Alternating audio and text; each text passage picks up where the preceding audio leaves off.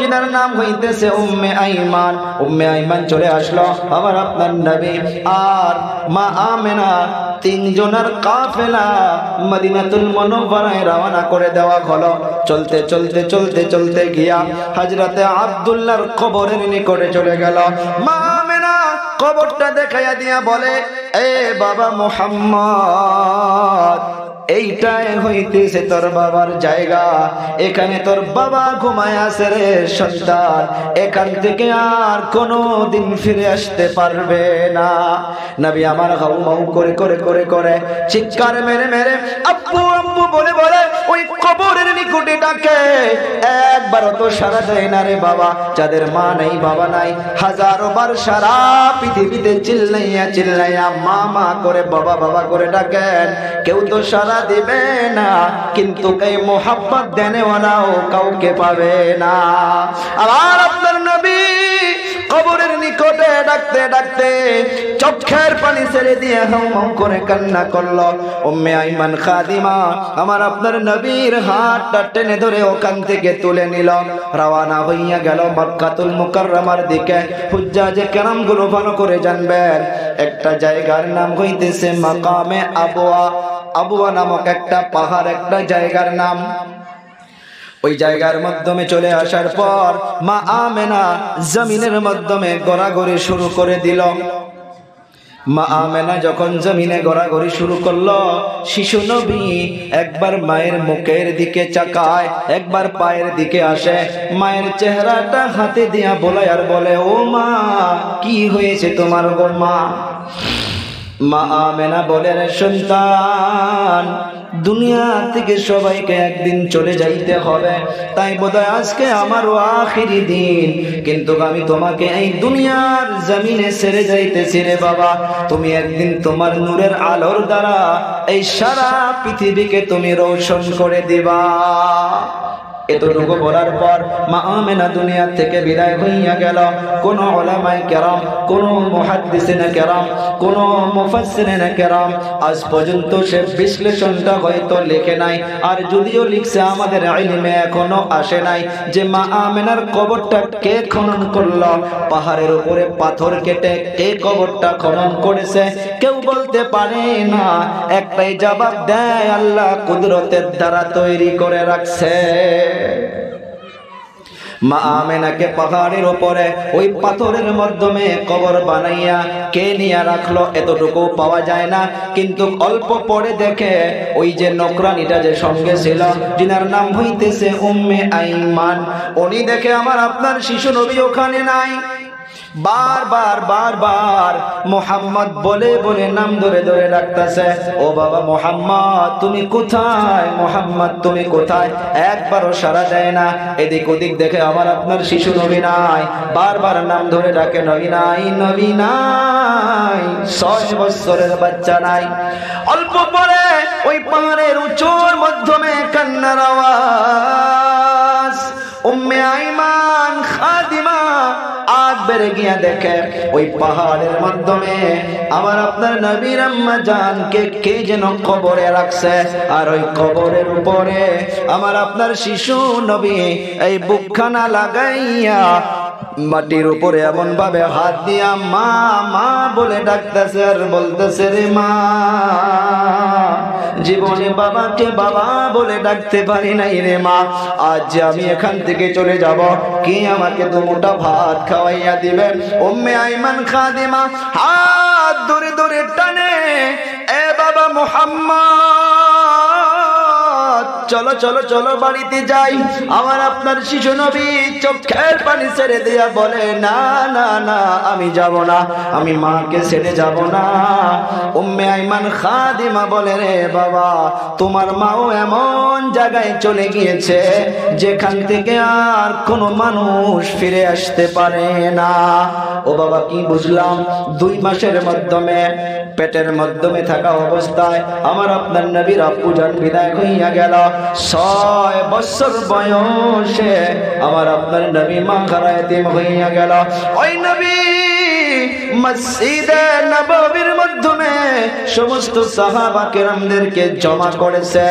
জমা করার পর মসজিদে নববীর মাধ্যমে সাহাবা কেরামদেরকে বলতেছে, ও আমার সাহাবীরা রে, শোনো শোনো শোনো, তোমার মা বাবা তোমার জন্য জান্নাত, তোমার মা বাবা তোমার জন্য জাহান্নাম। সাহাবা কেরাম বুঝতে পারে নাই, কাইফা ইয়া রাসূলুল্লাহ, কেমন করে মা বাবা জান্নাত, কেমন করে মা বাবা জাহান্নাম হইতে পারে? নবী আমার বলে দিল, রে সাহাবা কেরাম শোনো, দুনিয়ার জমিনে কোন সন্তান যদি মা বাবার অন্তরকে খুশি করতে পারো, মা বাবার অন্তর খুশি, আল্লাহ লগে লগে খুশি হইয়া যায়। সুবহানাল্লাহ বলা যাবে না? আর যে বান্দা বান্দির উপরে আল্লাহ তাআলা খুশি হইয়া যাবে, ওই বান্দা বান্দির জন্য আল্লাহর জান্নাত ওয়াজিব হইয়া যাবে। চিৎকার মেরে বলি সুবহানাল্লাহ। আর যে মা বাবা সন্তানের উপরে নারাজ হইয়া যাবে, সন্তানের উপরে নারাজ হওয়ার সাথে সাথে আল্লাহ তাআলা নারাজ হইয়া যাবে। আল্লাহ তাআলা যখন নারাজ হইয়া যাবে, ওই বান্দা বান্দির জন্য আল্লাহর জাহান্নাম ওয়াজিব হইয়া যাবে। দুনিয়ার মাধ্যমে রে বাবা আল্লাহ তাআলা আয়াতের মাধ্যমে জানাইয়া দিলেন, ইম্মা ইয়াবলুগান্না ইনদাকাল কিবারা আহাদুহুমা আও কিলাহুমা ফালা তাকুল লাহুমা উফ। এতটুকুই বুঝি। আল্লাহ তাআলা বলল, ইম্মা ইয়াবলুগান্না ইনদাকাল কিবারা আহাদুহুমা আও কিলাহুমা। সন্তান দিগকে আল্লাহ বলতেছে, রে সন্তানের দল, শোনো শোনো শোনো, তোমার মা বাবা যখন বুড়া অবস্থায় চলে যায়, আহাদুহুমা দুইজনের মাধ্যমে একজন, কিলাহুমা বা মা বাবা দুজনে, তুমি যদি তাদেরকে পাও, ওই সময় যদি তোমার মা বাবা তোমার জন্য কোনো কথা এমনি বলে ফেলে, তোমাকে ধমক মেরে ফেলে, নাই অন্যায় ভাবে বলে ফেলে, কোনো একটা ভুল তুমি করো নাই, এমনি যদি মা বাবা ধমক মেরে দেয়, আমি আল্লাহ তাআলা জানিয়ে দিলাম, উফ, তুমি উফ শব্দটা বলতে পারবা না।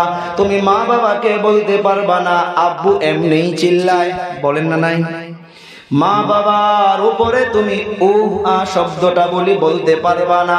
আল্লাহ তাআলা এই আদেশটা দিয়ে দিল। ও আমার যুবক, ভালো করে বোঝার চেষ্টা করো রে বাবা, এই যে জুবানের কথাটা এত বড় মারাত্মক একটা বস্তু। একজন সাহাবী, আল্লাহর নবী তো বলে গিয়েছিল, সাহাবা কেরামদের নাম নিয়া জান্নাতের সার্টিফিকেট দিয়েছিল। আর কোরআনে কারীমে আল্লাহ তাআলা জানিয়েছেন, ওয়া কুল্লাউ ওয়া'দাল্লাহুল হুসনা। সমস্ত সাহাবা কেরামদের জন্য আল্লাহ সার্টিফাই দিয়েছে, সব সাহাবী ইনসাফওয়ালা, সব সাহাবী জান্নাতে যাবে, এগুলো সার্টিফাই আল্লাহ তাআলা দিয়েছেন। আমার আপনার নবীও নাম নিয়ে বলে গিয়েছিলেন, ক্বালান নবী সাল্লাল্লাহু আলাইহি ওয়াসাল্লাম, আবু বকর ফিল জান্নাহ, ওমর ফিল জান্নাহ, ওসমান ফিল জান্নাহ, আলী ফিল জান্নাহ, তালহা ফিল জান্নাহ, জুবাইর ফিল জান্নাহ। এমন ভাবে নাম নিয়ে নবী আমার সাহাবা কেরামদের জন্য জান্নাতের সার্টিফিকেট দিয়েছিলেন। সাহাবাদের মাধ্যমে একজন সাহাবী দুনিয়া থেকে বিদায় হওয়া অবস্থা হয়ে গেছে রে বাবা, মুখের মাধ্যমে, জুবানের মাধ্যমে কালেমা আসে না, কালেমা আসে না। সাহাবা কেরাম নবীর দরবারে চলে গেল, ও হুজুর, হযরতে আলকামার জুবানের মাধ্যমে কালেমা জারি হইতেছে না। কারণ আখির সময় আমার আপনার জুবানের মাধ্যমে যদি কালেমা জারি না হয়, যদি আমি আপনি আখিরি কালেমা লা ইলাহা ইল্লাল্লাহু মুহাম্মাদুর রাসূলুল্লাহ যদি পড়তে পড়তে বিদায় হইতে না পারি, আমার আপনার ঠিকানা জলদি জান্নাতে কিন্তু হবে না। আখিরি সময় যেন আল্লাহ তাআলা আমার আপনার নসিবে কালেমা তাইয়্যিবা যেন জারি করে দেয়। জোরে বলি আমিন। হযরতে আলকামার জুবানের মাধ্যমে কালেমা তাইয়্যিবা আসে না। সাহাবা কিরাম নবীর নিকটে চলে গেল, ইয়া রাসূলুল্লাহ, ইয়া হাবিবাল্লাহ, আলকামার জুবানের মাধ্যমে কালেমা আসে না। আমার আপনার নবী বলল, ওনার আম্মা জান কি বেঁচে আছে? বলে হ্যাঁ আছে। ওনার আম্মা জানের নিকটে চলে যাও, ওনার আম্মা জানকে গিয়ে প্রশ্ন করো, ওনার আম্মা ওনার উপরে নারাজ হইয়া আছে নাকি? নবী বলছে, যাও ওনার মায়ের নিকটে চলে যাও, ওনার মা নারাজ হয়ে আছে নাকি। সাহাবা কেরাম চলে গেল। সাহাবা কেরাম চলে যাওয়ার পর মাকে জিজ্ঞাসা করে, ও আম্মা জান, আপনার সন্তানের জবানে মোবারকের মাধ্যমে কালেমা তাইয়্যিবা আসে না, আপনি ওনাকে মাফ করে দিন। বলে, না, আমি মাফ করব না। সাহাবা কেরাম চলে আসলো, ইয়া রাসূলুল্লাহ, ইয়া হাবিবাল্লাহ, ওনার আম্মা জান বলল ওনাকে মাফ করবে না। নবী আমার এলান করে দিল, আলকামার জন্য লাকড়ি খড়ি জড়ো করো, আলকামাকে জীবিত আগুনের ব্যবস্থা করিয়া মওতের আগে আলকামাকে জ্বলাইয়া দাও। কে বলছে? নবী। মা যদি মাফ না করে, মওতের আগে আগুনের ব্যবস্থা করো, আর ওই আগুন দিয়া আলকামাকে জীবিত জ্বালাইয়া দাও। আগুন তৈরি করা হলো, লাকড়ি খড়ি সব জড়ো করা হলো। জড়ো করার পর আবার ওনার মায়ের নিকটে পাঠাইয়া দিছে, যাও যাও যাও, ওনার আম্মা জানকে বলো আপনার সন্তানকে আগুন দিয়া জীবিত জ্বলে দেওয়া হবে। মা তখন চিৎকার মেরে মেরে মেরে মেরে বলে, না না না, এইটা কেমন করে হইতে পারে? আমি ওনার মা, আমি কেমন করে দেখতে পারবো সন্তানকে জীবিত আগুন দিয়ে জ্বালিয়ে দেওয়া হবে, আর আমি মা দেখে দেখে কেমন করে সহ্য করব? না না না, আলকামাকে আগুন দিয়ে জ্বালানো যাবে না, আমি মা সহ্য করতে পারবো না। সাহাবা কেরাম আবার চলে আসলো, ইয়া রাসূলুল্লাহ, মা মানতেছে না, মা আগুন দিয়ে জ্বালিয়ে দিতে দেবে না।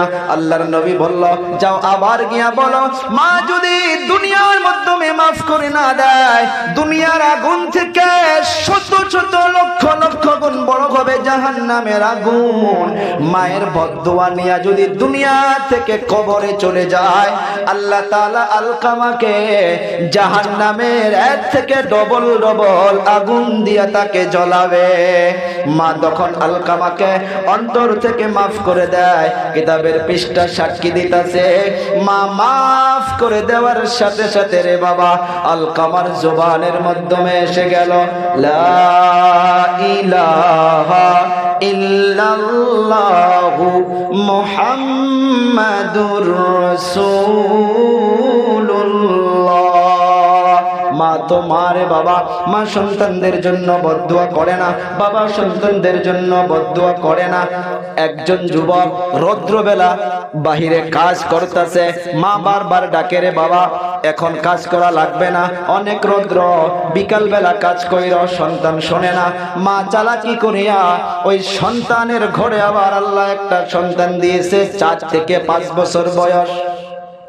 মা ওই ছেলের ঘরের সন্তানকে নিয়ে যখন নিজের ছেলে রৌদ্র কাম করা বাদ দেয় না, বারবার তো মা ডাকতেছিল, রে বাবা ঘরের মাধ্যমে বসো, বাহিরে অনেক রৌদ্র রে বাবা, এখন কাজ করা লাগবে না। সন্তান শুনে নাই। কিন্তু সন্তানের ঘরে যে আল্লাহ ছেলে দিয়েছিল 4 থেকে 5 বছর বয়স, মা ওই ছেলেকে নিয়ে বাহিরে গিয়া রৌদ্রের মাধ্যমে দাঁড় করে ধরেছে। সন্তান বারবার দেখতেছে যে আমার মা কি কাজ করলো, মা আমার ছেলেকে নিয়ে রৌদ্র কেন দাঁড় হইয়া গেল। অল্প পরে মাকে এমন ধমক মেরে দিল, ও মা আপনার কি বিবেক নাই? বলে, কেন? বলে, আমার ছেলে 5 বছর বয়স, ওকে কি রৌদ্র লাগে না? সে কি রৌদ্রের মাধ্যমে কষ্ট পায় না? মা